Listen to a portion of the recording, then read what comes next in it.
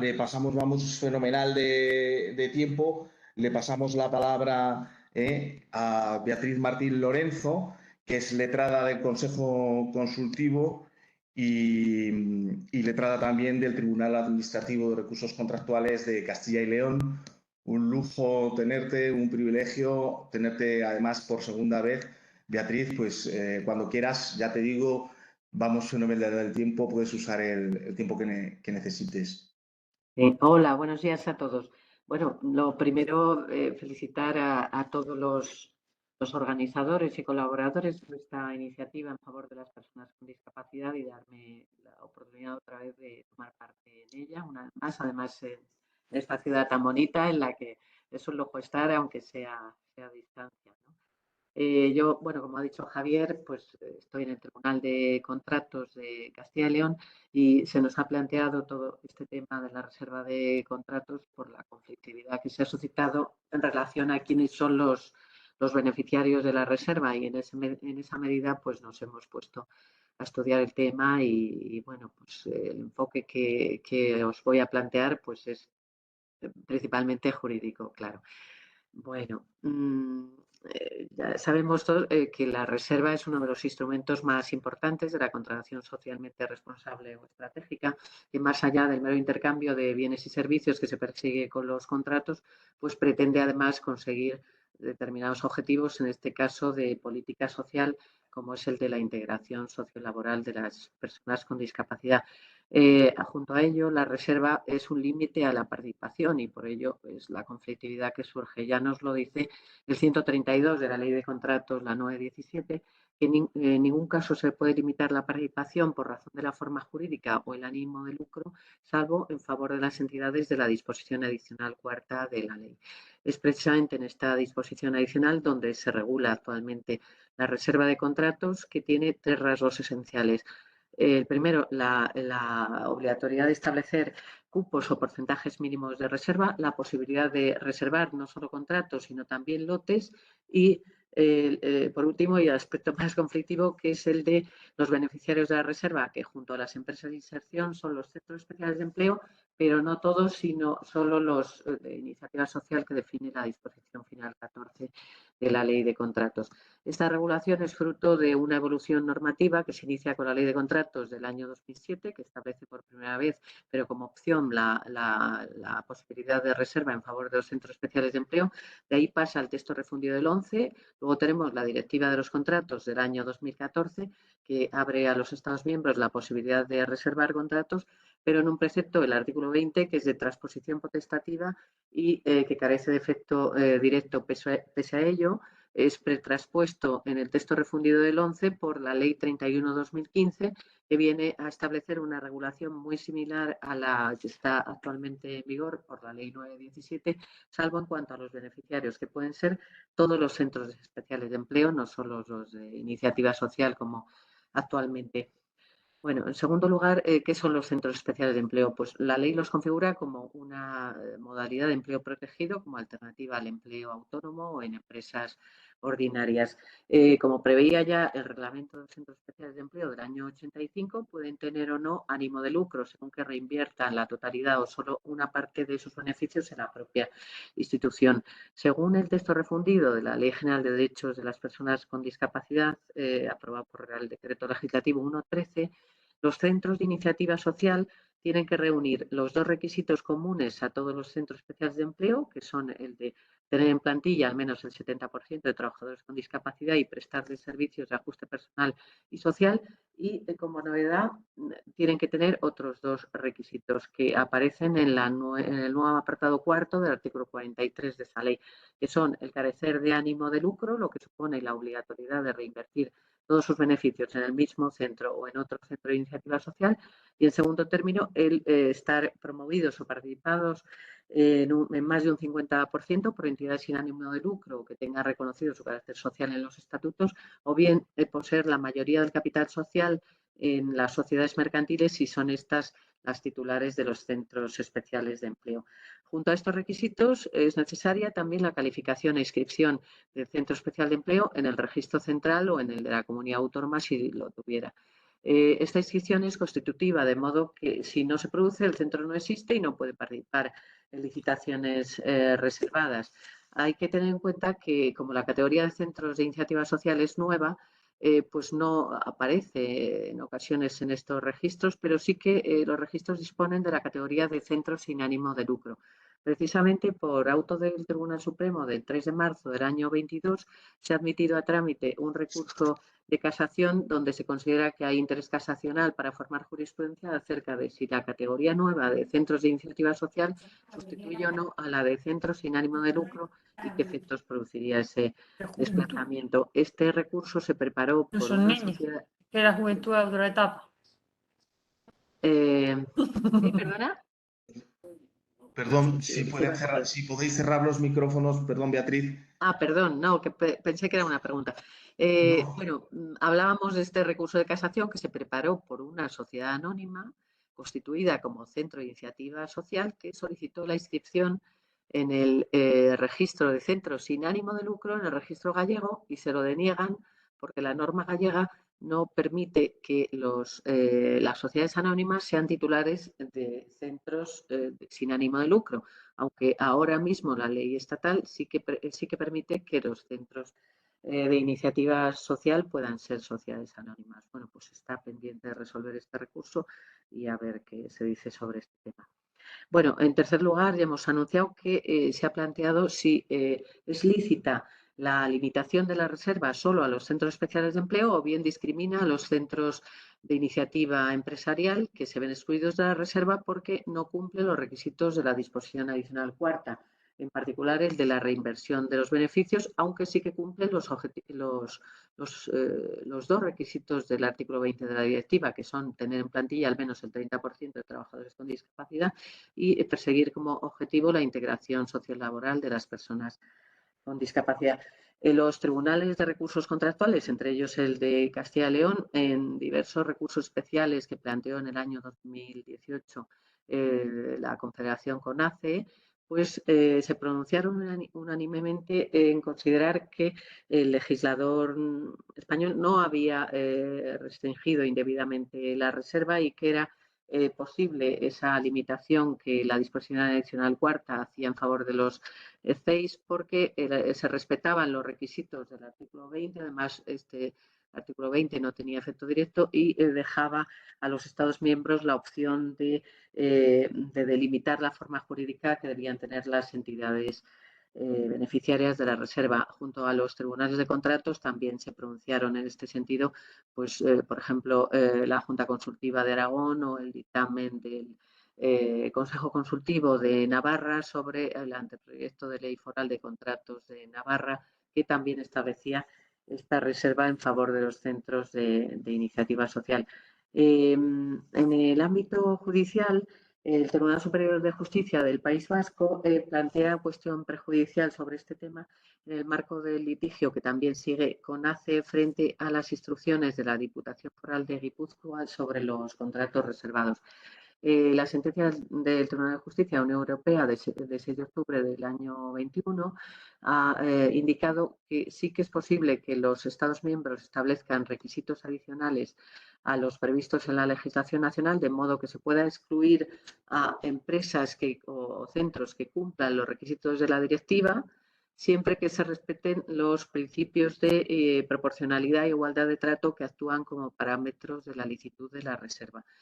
Pero el TJUE, lejos de resolver definitivamente la cuestión, dice que esta comprobación la debe verificar el juez nacional, que debe comprobar si los centros de iniciativa social, por sus especiales características, otorgan un plus de eficacia en la consecución del objetivo de integración sociolaboral de las personas con discapacidad que no alcanzan los centros de iniciativa empresarial. Pues si estos últimos lo pueden conseguir con la misma eficacia, no estaría justificada esa diferencia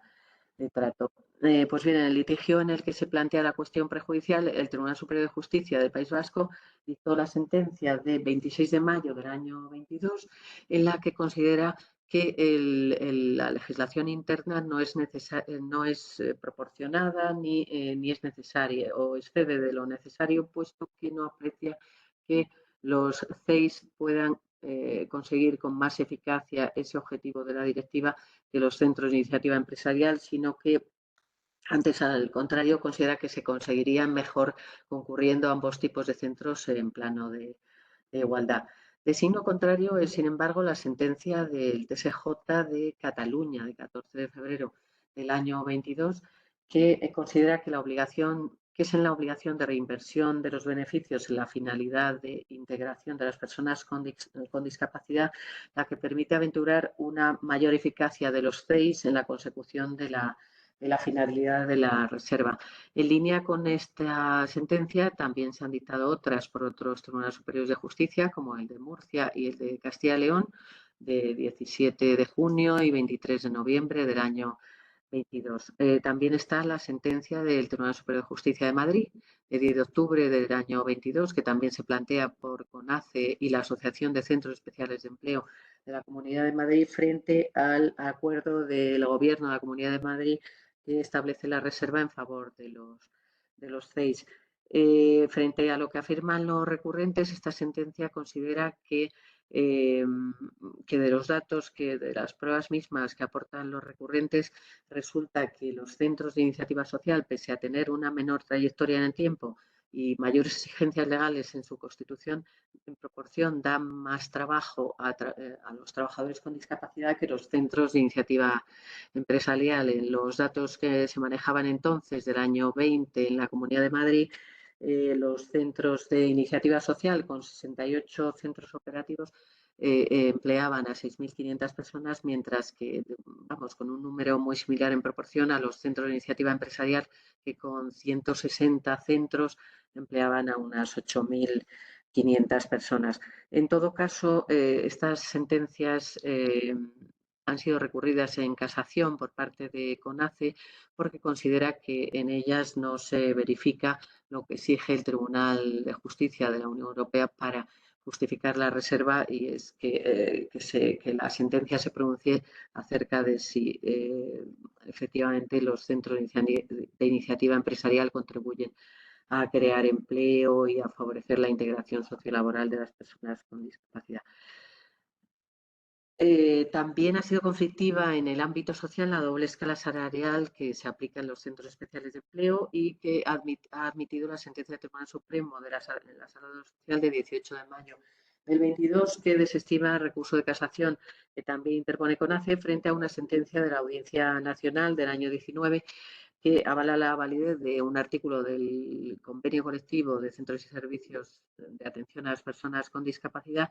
que indica que los centros de iniciativa empresarial deben aplicar a sus trabajadores el convenio colectivo del sector de la actividad cuando las retribuciones de este sean superiores a las que fija el convenio de atención a los centros y servicios de personas con discapacidad. Esta sentencia considera que desde la negociación colectiva se está queriendo así dar una mayor relevancia a las entidades de iniciativa social porque principalmente revierten todos sus beneficios en la atención social y no en otras actividades o la distribución de estos beneficios entre sus partícipes. Por último, vamos a hablar de una serie de características de los contratos reservados. La ley da pinceladas sobre ella, no es muy profusa en delimitar los contratos reservados. La disposición adicional cuarta solo se refiere expresamente a dos. La necesaria publicidad de la reserva en el anuncio de licitación, tanto para dar a conocer la limitación que supone la reserva, como para llamar a la licitación reservada al mayor número posible de sus destinatarios, dado que la reserva no quita que se aplique la libre concurrencia entre ellos. También la disposición adicional cuarta efectúa la garantía definitiva en los contratos reservados, salvo que se estime necesario por motivos excepcionales justificados en el expediente, dice. Fuera de estas dos cuestiones que perfila la ley, pues hay otras que se han ido delimitando por vía interpretativa ya por parte de las juntas consultivas o de los tribunales de recursos contractuales. Algunas de ellas podemos destacar que la omisión del acuerdo previo sobre el cupo o porcentaje mínimo de reserva no priva a los órganos de contratación de efectuar reservas, porque en otro caso pues se frustraría la finalidad de la propia ley de contratos de fomentar las reservas y de garantizar un mínimo de ellas. También se ha planteado si es obligatoria la reserva conjunta a empresas de inserción y a centros especiales de empleo o se puede hacer alternativamente a unos o a otros. Por ejemplo, la resolución del Tribunal Central, la 1298-20, anuló un pliego para un contrato de servicio de conserje en un instituto porque limitaba la reserva a centros especiales de empleo, no a empresas de inserción. Por el contrario, el Tribunal de Contratación Pública de Madrid parece que se inclina más por que se pueda hacer la reserva a unos o a otros o conjuntamente y le da relevancia al objeto del contrato para dilucidar este aspecto.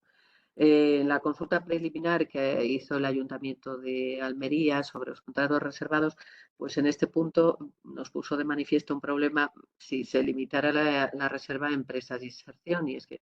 parece que hay muy pocas empresas de inserción, con lo cual si limitaras la reserva solo a empresas de inserción, pues no se desvirtuaría, por así decirlo, la competencia dentro de la licitación reservada.